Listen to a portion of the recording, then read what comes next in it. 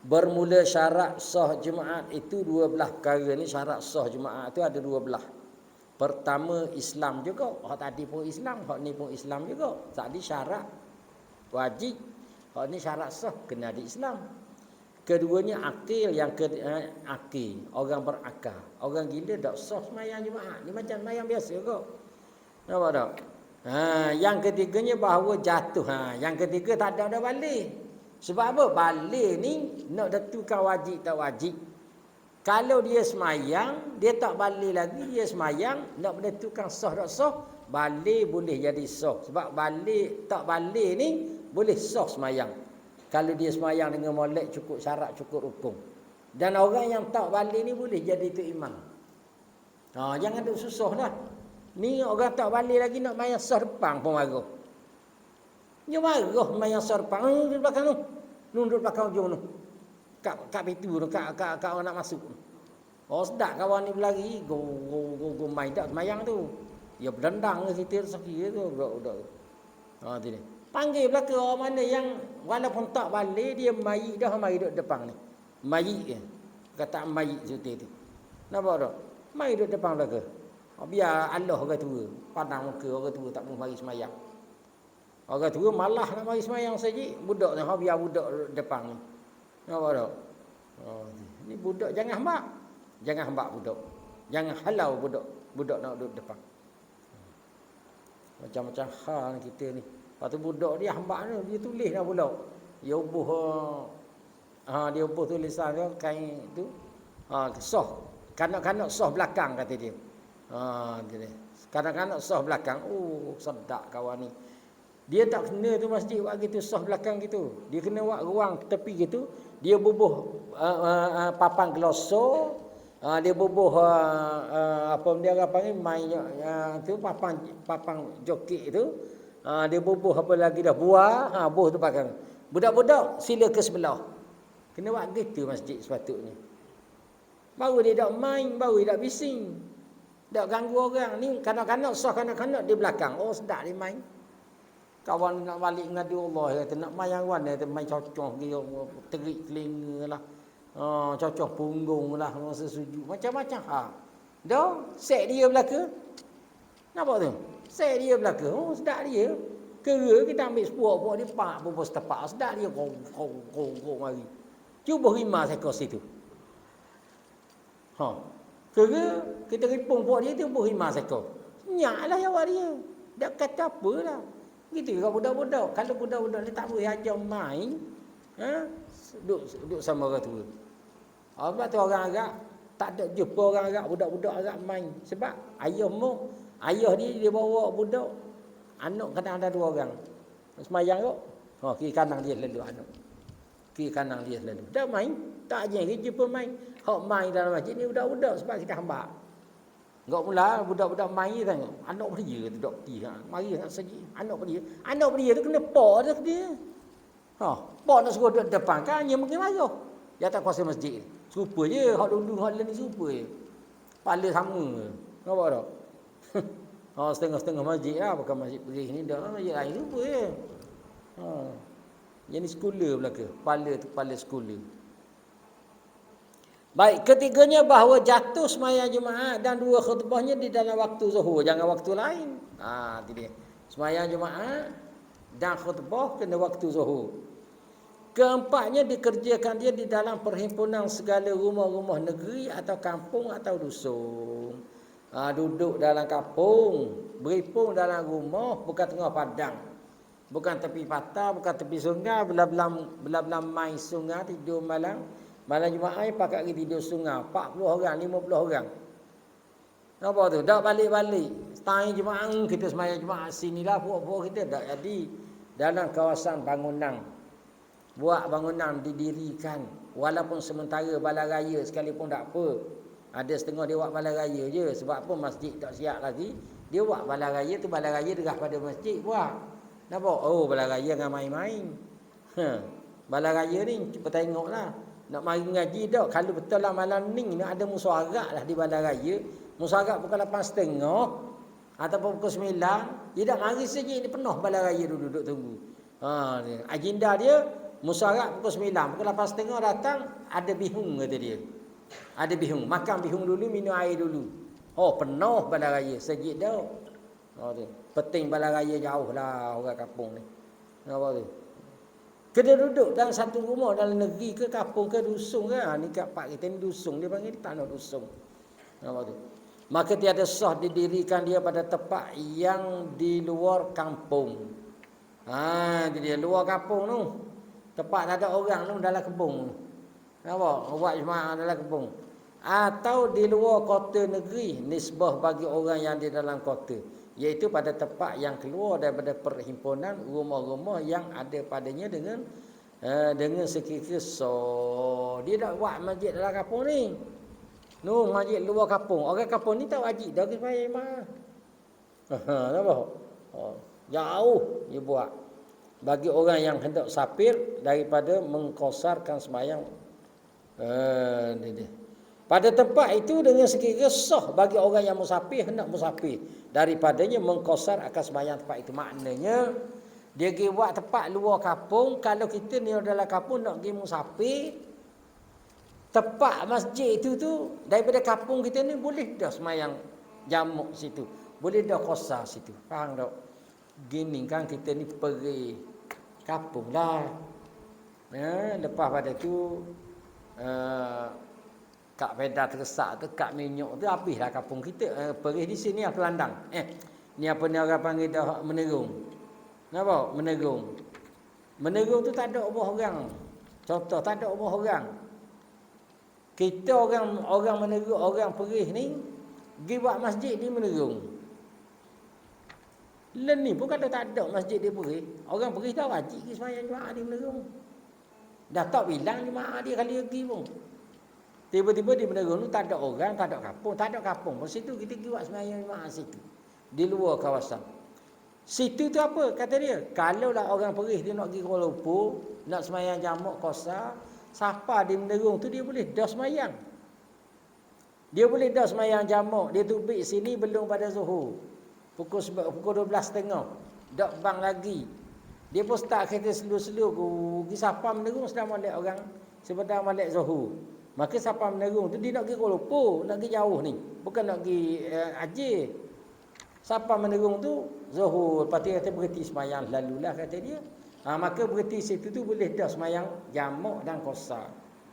Nampak tu? Jamak dan qasar tak disebut lah ni. Jamak dan qasar dia boleh dah sembahyang jamak dan qasar. Lepas pada sudah sembahyang tu dia teruskan perjalanan dia pergi tangka Kuala Lumpur 2 marhalah lebih. Nak cerita sana dia buat masjid situ lah. Masjid situ masjid yang di luar kota dah, di luar dah kawasan ni. Kalau kita nak pergi sembahyang, nak pergi musafir jauh, boleh dah sembahyang jamak khosar situ. Dia pergi buat situ. Tak boleh kata dia. Tak sah sembahyang jemaah. Sembahyang jemaah ni untuk siapa? Untuk orang perih. Tapi pergi sembahyang jemaah denung, tak sah. Learn ni kalau kita tak ada sini, kita nak tak ada masjid di perih, kita ada di Menerung je, kita pun nak pergi sembahyang jemaah, kita pergi sembahyang jemaah di Menerung. So, tak wajib dah sembahyang kita. Dia panggil jatuh kepada tempat uzur. Nampak? Tidak bermukim. Tak wajib dah sembahyang jemaah tu. Tak wajib. Baik. Kelima, bahawa tiada terdahulu atasnya dan tiada menyertai akan dia oleh jemaah yang lain yang ada pada tempat itu. Syarat dia pula yang kelima ni, jangan kita didahului oleh jemaah lain. Artinya kita terkemudian. Kalau kita terkemudian, kita tak sah. Masjid di Perih ni penduduk dia ramailah juga, tapi masih lagi masjid kosong. Dia pergi buat suti lagi masjid kat tu.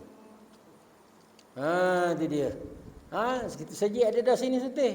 Dia pergi buat kat bawah piang tu sejid. Suti lagi. Tiba-tiba masjid ni nak semayang jemaah, jadi terkemudian dan ke masjid nun dulu semayang jemaah. Jadi masjid ni kalau buat juga tak sah dia panggil. Hak tu yang kita sebut kadang-kadang. Banyak juga masjid-masjid politik. Masjid untuk didirikan di atas dasar politik. Ada. Nampak tu? Masjid kampung tu ada dah suti. Tapi oleh kerana masjid tu diguna pakai kebanyakan orangnya orang yang tak sehaluan dengan politik kita. Maka reka mari kita buat masjid. Besar pun tak apa, buat masjid besar. Jadilah masjid tu 2 butir. Nampak tu? Malas nak sebut je masjid banyak sangat tu, malas nak sebut. Tak payah sebutlah, tu contoh je. Dia pun buatlah masjid. Bila buat masjid sembahyang jemaah dua-dua dekat-dekat je.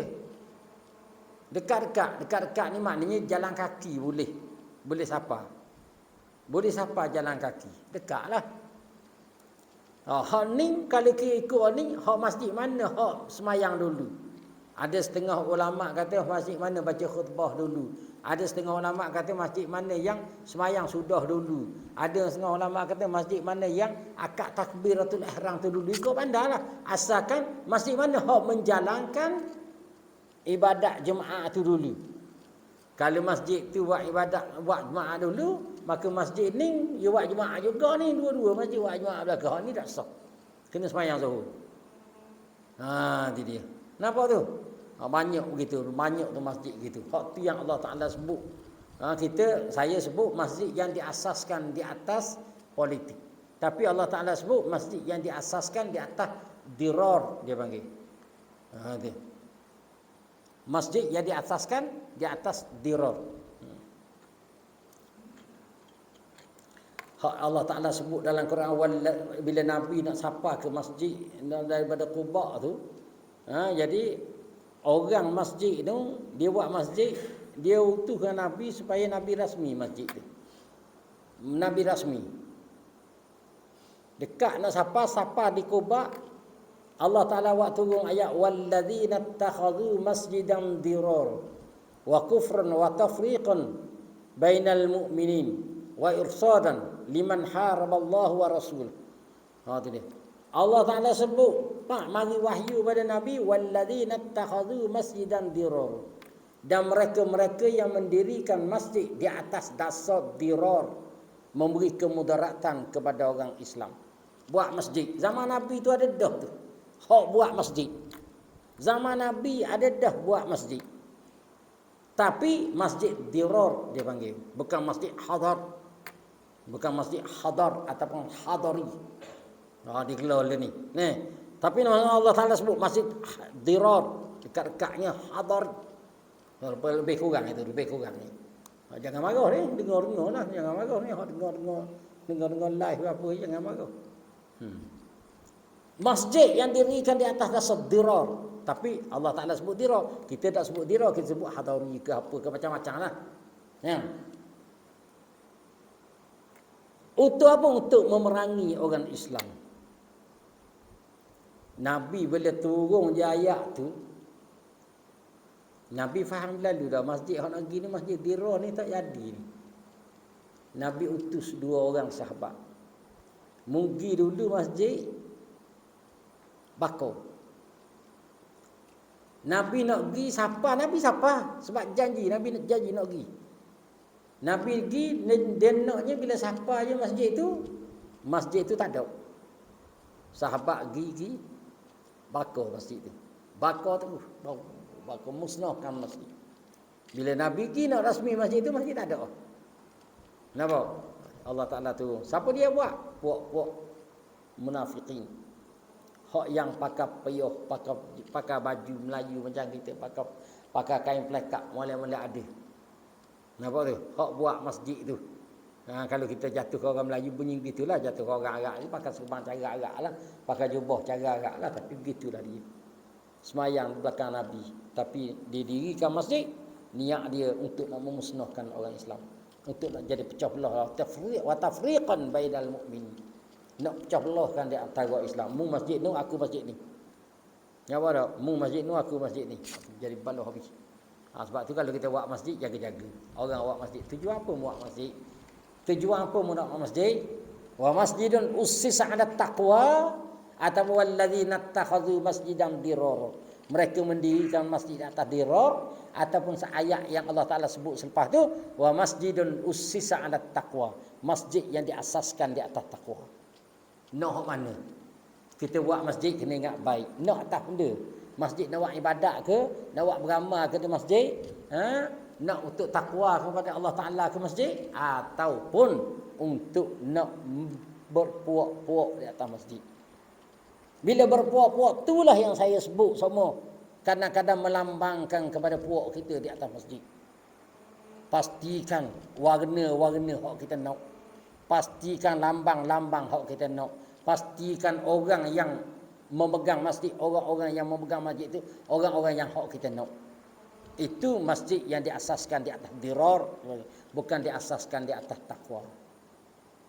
Kita pastikan kalau warna kena biru belaka. Tak ada biru dak jadi. Sebagaimana saya sebut semua. Kasih kena biru. Kapet kena biru. Kubah kena biru. Tulisan-tulisan betul sah. Nawaitul i'tikaf biru. Kerana apa? Kerana kita tafriqan bainal mu'minin. Nak mempelaga-lagakan, nak mempuak-puakkan di antara orang mukmin. Nak puak-puak. Atas takwa ke tak? Tak. Tidak atas takwa. Sebab itu masjid selepas pada tu orang yang bertanggungjawab di atas masjid hendaklah mengislamkan balik masjid dan mengislahkan balik, memperbaikikan baik masjid dan mengislamkan balik masjid. Kenapa tak? Jangan duk berpuak-puak lah. Jangan nak mengaku-aku lah. Mu nak mari-mari tapi mu kena terima hak aku. Tak. Mu nak mari saja, mu mari saja. Tapi aku nak gini saja. Mu kena terima. Kamu tak mau terima, mu pergi lain. Jangan buat gitu ke masjid. Lama dah kita duk perhati lama dah. Nampak? Lama dah. Sampai ingat kalau masjid besar tu, saya duk perhati, saya duk tengok kalau masjid, saya sebut terang. Kalau macam masjid Kuala Berang contoh. Daripada kubah tu biru, sampai ke kapek baru pun biru. Sebab apa? Sebabnya kita nak puak. Sebab kita nak puak. Nampak tak? Jaga baik. Saya bukan politik, bukan apa, bukan kerana parti, bukan kerana politik. Itu adalah cerita contoh kita berpuak. Nak ceritanya masjid itu diasaskan di atas takwa ke ataupun diasaskan di atas diraran. Nampak tak? Itu panjang cerita. Tengok dalam tafsir itu panjang cerita. Jangan bila saya sebut kita, oh, ada juga gitu, ada juga sebab kita dah dengar benda-benda gitu. Sebab kita dah tahu. Bila kita belajar Quran, baca Quran pun telo. Nampak tak? Baca Quran pun telo, nak ngaji tafsir, oh jauh sama sekali. Kita orang ngajar pun tafsir dah tak ngaji. Kita ngajar hak kita ni pun pakat lari belaka semua. Ada 4-5 orang gitu. Sebab apa? Sebab tak ambuh ke ilmu, tak ambuh tahu. Bila sebut ya tubik benda gede, wah ni apa pelik apa ni?